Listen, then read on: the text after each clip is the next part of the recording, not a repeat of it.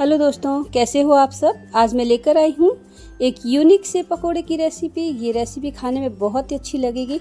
तो ये ब्रेड के साथ में बन के तैयार होने वाली है। ब्रेड का थोड़ा सा उपयोग है, वैसे ये रेसिपी बहुत ही टेस्टी लगने वाली है आपको। तो इस तरह से हम ब्रेड के क्रम्स बना रहे हैं। इसको तोड़ के आप मिक्सी में चला दीजिएगा।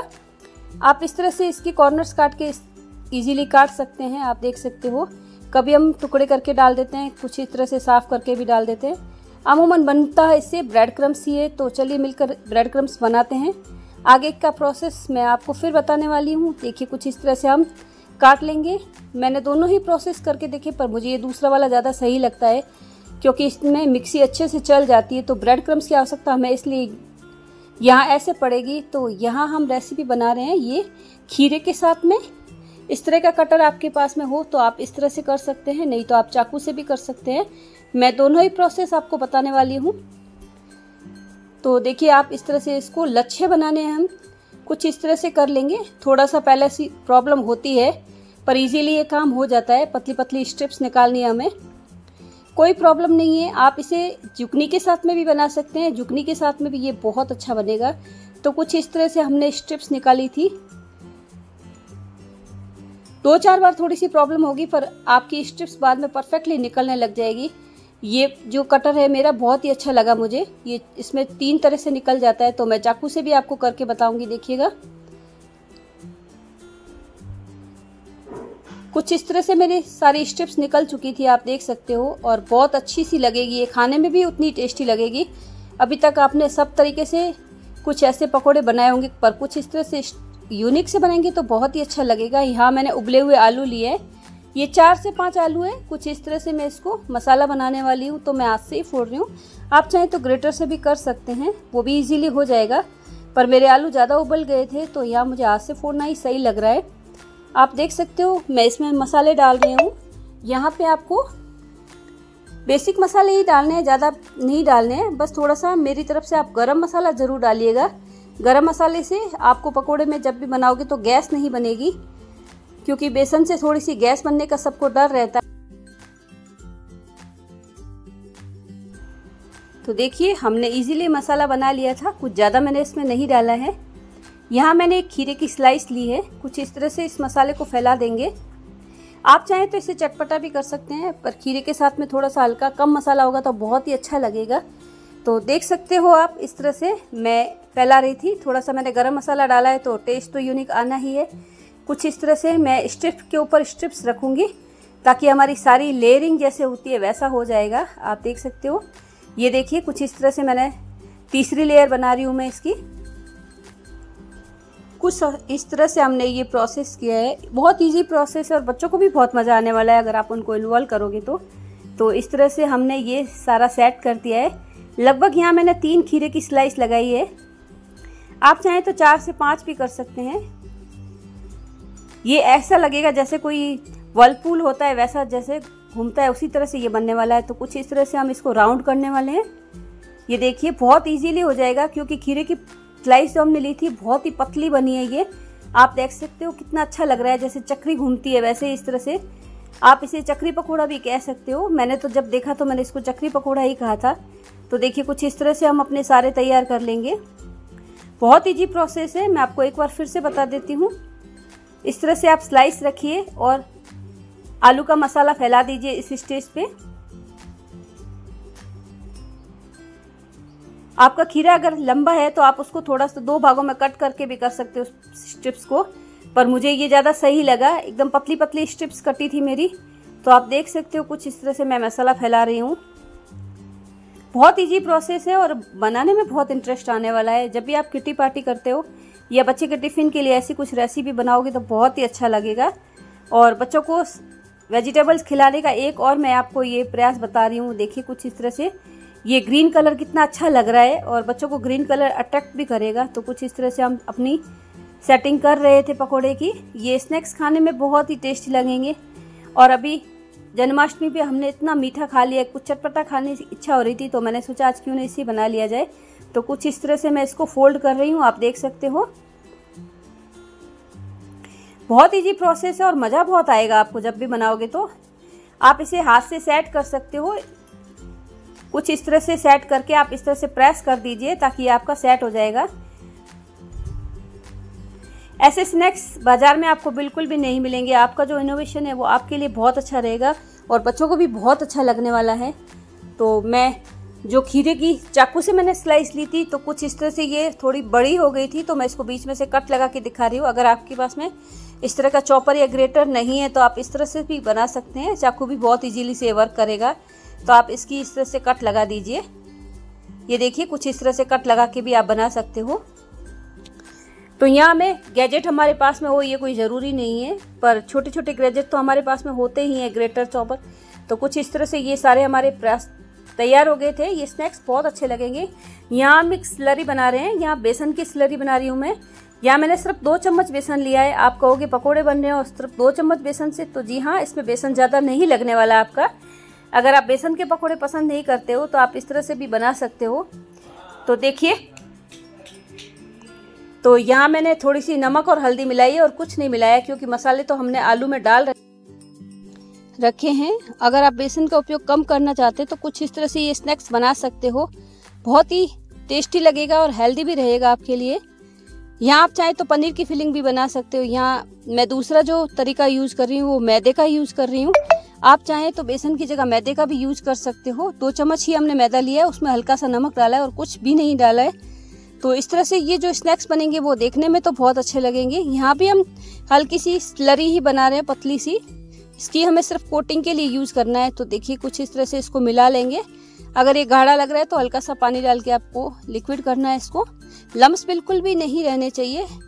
तो आप अगर रेसिपी पसंद कर रहे हैं तो प्लीज़ सब्सक्राइब कीजिएगा। एक लाइक आपका बनता है मेरे लिए अगर आपको मेरी रेसिपी पसंद आ रही है, और अगर आप कमेंट करेंगे तो मुझे बहुत अच्छा लगेगा। और ये भी बताइएगा आप किस जगह से देख रहे हो। तो इस तरह से हमारे ब्रेड क्रम्स भी तैयार थे। तो जो हमने तैयार करके रखा था उसको हम आपको बताते हैं आगे क्या प्रोसेस करना है। आप देख सकते हो मैंने ये एक स्नैक्स उठाया है। कुछ इस तरह से स्लरी में डुबो के हल्का सा ही रखना है, ज़्यादा नहीं रखना है, नहीं तो ये सौगी ज़्यादा हो जाएगा। इस तरह से आप इसको ब्रेड में लपेट दीजिए। यहाँ हमने तेल चढ़ा रखा था तो मैंने वो प्रोसेस करके सेट करके रख लिया था। और ये देखिए, आप इसे पहले करके भी डिब्बे में बना के रख सकते हो। जब आपको खाना हो तो आप गरम गरम निकाल लीजिए। यहाँ जब पकोड़े बन रहे हैं तो गैस की आंच तेज ही रहेगी, और आज हवा भी चल रही है तो आपको थोड़ा सा वो लग रहा होगा गैस की आंच तेज है, पर ये मीडियम ही है, ज़्यादा तेज नहीं है।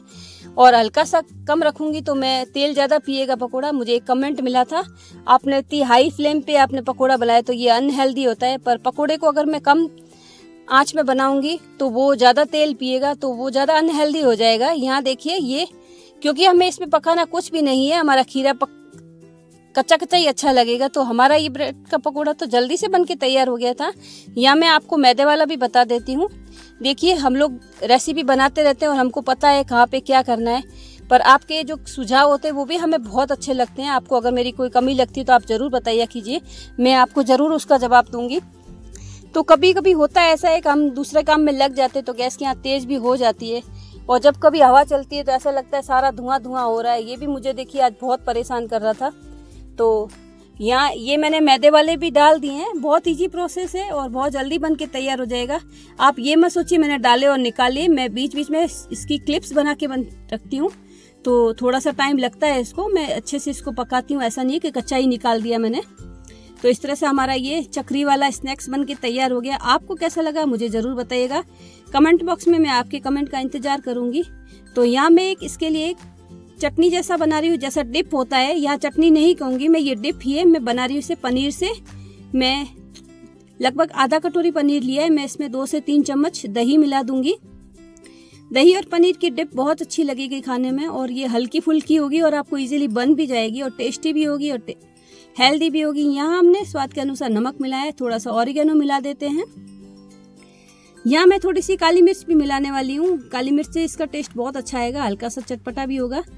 तो इस डिश को हम लाल मिर्च के फ्लेक्स के साथ में पीस लेंगे। ये देखिए हमारी डिप बन के तैयार हो गई थी। कितनी अच्छी लग रही है ये डिप। बच्चों को इस तरह के स्नैक्स बहुत अच्छे लगेंगे, और हमारा ये स्नैक्स भी कितना अच्छा लग रहा है आप कमेंट बॉक्स में ज़रूर बताइएगा। ऐसी रेसिपीज आप अगर कहेंगे तो मैं लाती रहूंगी। और ब्रेड पकोड़े की रेसिपी आप लोगों ने मेरी बहुत ज्यादा पसंद की है, तो मुझे भी एक बार नया प्रयोग करने की इच्छा हुई। तो कुछ इस तरह से हमने ये ब्रेड पकोड़ा एंजॉय किया है। आप भी कीजिएगा डिप के साथ में। यहाँ अगर आपके पास में चॉपर नहीं है तो मैं दूसरी तरीके भी से बता रही थी। वहाँ ये इंग्लिश खीरा है, चाइनीज खीरा जो मिलता है मार्केट में, वो देसी खीरा था। तो दोनों तरीके से आप इसके पकोड़े बना सकते हो। इसकी पतली पतली स्ट्रिप्स बता रही हूँ। मैं चाहती थी मेरे दर्शकों को दोनों तरीके ही पता चले। तो कुछ इस तरह से हमने इसकी पतली पतली स्ट्रिप्स निकाल लिए। ये जो चाइनीज खीरा होता है ये बहुत ज्यादा सॉफ्ट होता है, तो इसकी स्ट्रिप्स भी इजीली निकल जाती है। देसी खीरा थोड़ा हार्ड होता है, तो आपके पास में जो भी हो आप उसका यूज कर सकते हो। तो मैं इसकी स्ट्रिप्स बना रही थी। ये स्ट्रिप्स बहुत इजी बन जाती है, और ये पकोड़ा अगर आप पनीर के साथ में भी बनाएंगे तो बहुत ही ज्यादा टेस्टी बनने वाला है। तो यहाँ मैंने स्ट्रिप्स निकाल के रख दी थी। मैं इसके ऊपर हल्का सा नमक लगा दूंगी ताकि ये सॉफ्ट हो जाएगी। हमारी स्ट्रिप्स सॉफ्ट होगी तो इसको फोल्ड करने में भी बहुत अच्छा लगेगा। ये देखिए कुछ इस तरह से हमने नमक लगा दिया था। दोनों ही जो पकोड़े हैं एक ही चीज से बने। तो यहाँ मैं खीरे के जो बाकी बचे हुए पीसेस थे उसमें मैं नमक हल्दी लगा के रख देती हूँ, क्योंकि मैं वेस्ट बिल्कुल भी नहीं करना चाहती थी। तो मैंने जितना यूज लिया उसको ही किया है। तो बाकी वाले खीरे को मैं इस तरह से इसमें आलू के साथ में मसाला बना रही हूँ। ये दो तरीके से बन सकता है, मैंने आपको कहा था। इसको आप चाहे जितने तरीके से बना सकते हो। सारे ही प्रोसेस आपके लिए बहुत ही ईजी रहेंगे। आप यहाँ मैं मसालेदार बना रही हूँ, वो मैंने हल्का फुल्का बनाया था। तो दोनों मसालेदार और हल्का फुल्का आपको जो अच्छा लगे आप बना सकते हो। कुछ इस तरह से हम इसको फोल्ड करने वाले हैं। वहां मैंने अलग अलग किया था, यहाँ मैंने एक लंबी स्ट्रिप्स लिए और इसके ऊपर ही कर दिया है दोनों ही प्रोसेस एक जैसे, पर वो आपको कौन सा अट्रैक्टिव लगता है ये जरूर बताइएगा। तो इस तरह से हमने अपनी ये तैयार कर ली थी। इस तरह से स्नैक्स बच्चों को मिल जाए तो बच्चों को बहुत अच्छा लगता है। आप चाहे तो इसे ऐसे ही सर्व कर सकते हैं, ये बहुत अच्छा लगेगा। ये सलाद की तरह लगेगा आपको। तो ये हमारा बन के तैयार हो गया था। ये देखिए कुछ इस तरह से हमारा ये प्रोसेस पूरा हो चुका था। सारे मैंने बना लिए थे। यहाँ भी मैं इसको बेसन की स्लरी में डुबो के निकालने वाली हूँ। आप चाहें तो यहाँ दाल भी ले सकते हैं, दाल भी बहुत अच्छी लगेगी। ये देखिए कुछ इस तरह से इसमें ब्रेड में कोट करके और हम इसको फ्राई करने वाले हैं। तो आपको मेरी रेसिपी कैसी लगी आप मेरे साथ बने रहिएगा, और ऐसी रेसिपी मैं आपके लिए लेकर आती रहूंगी। और दोनों तरह के स्नैक्स आपको कैसे लगे मुझे बताइएगा जरूर कमेंट बॉक्स में। ये देखिए यहाँ मैंने तेल चढ़ा रखा था, उसी में ये फ्राई कर रही हूँ मैं। यहाँ भी आप देख सकते हो हवा चलती है तो थोड़ा सा धुआं धुआं हो जाता है, नो डाउट। तो ये कोई तेज आंच नहीं है, आप ध्यान रखिएगा। बिल्कुल भी नॉर्मल मैं प्रोसेस में पका रही हूँ। पकोड़े हैं तो थोड़ा तेल गर्म ही रखना पड़ेगा हमें। तो यहाँ मेरे पकोड़े झट से बनके तैयार हो जाएंगे, और इस तरह के स्नैक्स खाने में बहुत अच्छे लगते हैं।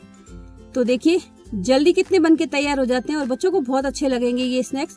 मेरे हस्बैंड को भी बहुत पसंद आती है ऐसी कुछ अलग सी चीजें जब बनती है। तो हमारे पकोड़े बन चुके थे। आपको मेरी रेसिपी कैसी लगी ये बताइएगा, और फिर मिलूंगी मैं आपसे एक नई रेसिपी के साथ में। बने रहिएगा मेरे साथ में। Thanks for watching.